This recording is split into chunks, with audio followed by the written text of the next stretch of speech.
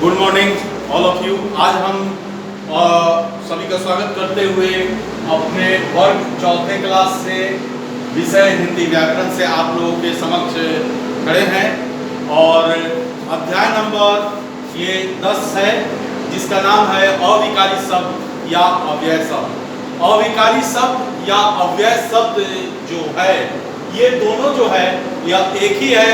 अविकारी या अव्यय शब्द, इसके बारे में हम आज आप लोगों को जानकारी देंगे कि यह क्या है अविकारी शब्द, क्या है अव्यय शब्द। इस संबंध में जानना जरूरी है, तभी हम इसके बारे में जान सकते हैं कि अव्यय या अविकारी शब्द किसे कहते हैं।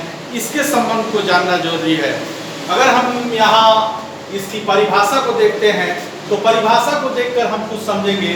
जैसे कि यहाँ अव्यय की परिभाषा लिखी गई है कि लिंग, वचन और काल आदि से प्रभावित हुए बिना जिन शब्दों का रूप कभी नहीं बदलता उन्हें अविकारी शब्द या अव्यय कहते हैं। ये यहाँ पर लिखा गया है, लिंग, वचन और काल आदि से प्रभावित हुए बिना जिन शब्दों का रूप कभी नहीं बदलता वे ही अविकारी शब्द होते हैं या उन्हें ही अविकारी शब्द कहते हैं।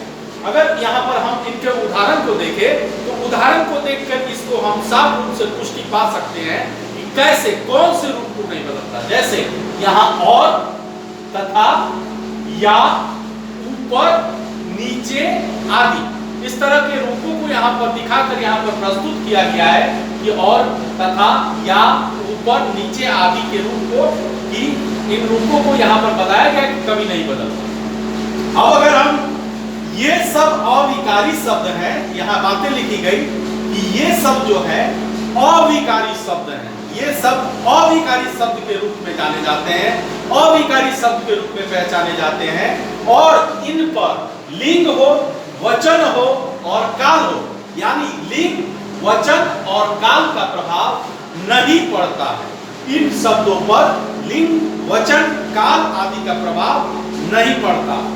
अब अगर हम बात करें अव्यय के प्रकार की, ये तो हो गए अव्यय, लेकिन अव्यय के अगर प्रकार की बात करें तो अव्यय 4 प्रकार के होते हैं। ये प्रकार कौन कौन से होते हैं तो हम इसको देखेंगे।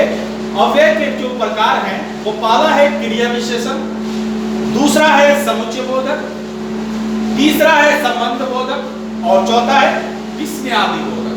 तो यहाँ पर क्रिया विशेषण जो है वो क्रिया की विशेषता के बारे में बताता है, वह क्रिया के ऐसी विशेषता को बतलाता है जिससे उसकी पुष्टि हो जाए, तो क्रिया की विशेषता को बतलाता है। दूसरा हो गया समुच्चय बोधक। तो समुच्चय बोधक को हम योजक के रूप से भी जानते हैं, दूसरे के संबंध को जोड़ते हैं। उन संबंधों को जिसके हम उदाहरण में हम देखेंगे, जानेंगे कि इनके संबंध कैसे होते हैं। अब समुच्चय बोधक, ये संबंध बोधक एक दूसरे के संबंध को जोड़े, समुच्चय बोधक जो योजक एक दूसरे को जोड़े और संबंध बोधक जो है ये एक दूसरे को जोड़ते हैं। अब आया विस्मयादि बोधक। विस्मयादि बोधक जो है ये जो है आश्चर्य की घटना और आदि घटनाओं को पेश करते हैं। तो ये जो है विस्मय या शोक, हर्ष, घृणा की जो भावना प्रकट करते हैं, ये विस्मयादि बोधक प्रकट करते हैं। तो इस प्रकार हमने देखा जो क्रिया की विशेषता बतलाया, क्रिया विशेषण। समुच्चय बोधक या योजक एक दूसरे को जोड़कर वो बनाए जाते हैं। संबंध बोधक एक दूसरे के वाक्यों के एक दूसरे को संबंध को जोड़ते हैं। और विस्मयादि बोधक जो है, विस्मयादि बोधक हर्ष, शोक, घृणा, भय आदि का जो भाव कराते हैं, ये विस्मयादि बोधक का भाव आता है। और सभी के उदाहरण दिए गए हैं। जैसे क्रिया विशेषण की अगर हम उदाहरण देखें तो खरगोश तेज दौड़ा, तो यहाँ तेज जो बातें कही गई ये तेज ही वह इस क्रिया की विशेषता, क्रिया विशेषण हो गया। अगर हम देखें समुच्चय बोधक का तो कॉपी और कलम, यही जोड़ने की बात की गई, कॉपी और कलम, कॉपी कलम नहीं लिखी गई, कॉपी और कलम, ये योजक का काम किया, यानी समुच्चय बोधक। और संबंध बोधक एक दूसरे के संबंध को, घर के पास पार्क है, घर पार्क है नहीं, अगर इतना छिपा दे यहाँ घर पार्क है, घर पार्क तो नहीं ना है, तो घर के पास पार्क है, तो के पास ये संबंध को बतलाया, तो संबंध बोधक हो गया। अब आ गया विस्मयादि बोधक। जैसे वाह कितना सुंदर चित्र है, तो ये जो भावना आई, ये आश्चर्य की भावना आई, कितना सुंदर चित्र है, तो ये ये विषय का चित भी है विश्वनाधिबोधक का। तो इस रूप से हम इसके अव्यय के प्रकार को जाने और ये समझ लिए कि अव्यय किसे कहते हैं और अव्यय के प्रकार कौन है, इसके उदाहरण कौन कौन से हैं। तो इस रूप में हम इसको जान सकते हैं, समझ सकते हैं और आगे आप सभी बच्चे अपने किताब में भी भली भांति पढ़ लें, जानकारी हासिल कर लें, जिससे आप लोगों को समझने में काफ़ी मदद मिलेगी। तो आज के लिए बस इतना ही।